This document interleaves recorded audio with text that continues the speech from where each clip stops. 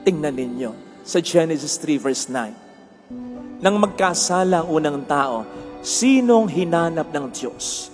Where are you? Sino? Si Adan. Sino ang kinwestiyon ng Diyos? Anong nangyari? Si Adan. Kung nagalit man ng Diyos dyan, sinong pinagalitan ng Diyos? Si Adan. Eto, sino ba ang unang kumain ng prutas na ipinagbabawal na kanin? Si Eva. Inalok lang niya si Adan. Kaya nga, maintindihan mo siguro yung reaksyon ni Adan, ba't ako? Yung babae, siya nag-alok sa akin. Pero isipin po ninyo, ha? Sinong unang hinanap? Sinong unang kinwestiyon? Sinong unang parang pinagsabihan?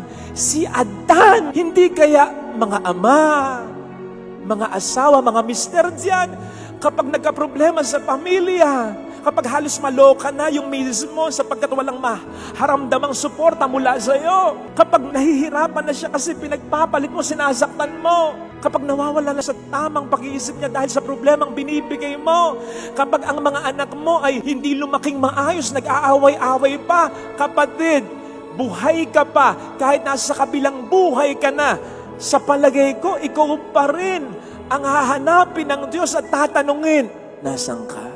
Anong ginawa mo? Anong kasalanan mo? Ba't nagkaganyan ang pamilya mo? Ikaw kasi ang ulo ng pamilya, the head of the family.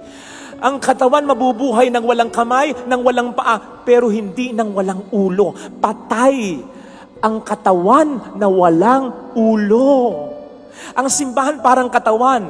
Ang tahanan natin parang munting katawan. Sinabi ni St. Paul yan, kapag hindi ka nagpapakatino bilang ulo ng pamilya mo, pinapatay mo ang pamilya mo. Ikaw ang haligi ng tahanan. Bago magkaroon ng pinto, ng bintana, bago magkaroon ng bubong, bago magkaroon ng anumang dekorasyon, haligi muna. Bago mabuo ang pangarap na tahanan, haligi muna. Bago bumuo ng pangarap ang misis mo, bago mangarap ang mga anak mo, sana ganito, sana ganon. Ikaw muna. Sa'yo sila magtatayo ng pangarap nila. Paano sila mangangarap kung hindi ka tumutupad sa iyong obligasyon? Don't get it wrong. Kahit wala ka, kahit irresponsable ka, kakayanin nila.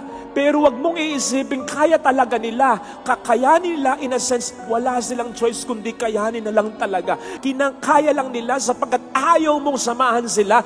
Pero wag mong iisipin na kahit isang sandali, hindi nila naisip, sana nandun ka. Eh kung yung patay nga, iniisip sana nandito pa. Eh yun patay na.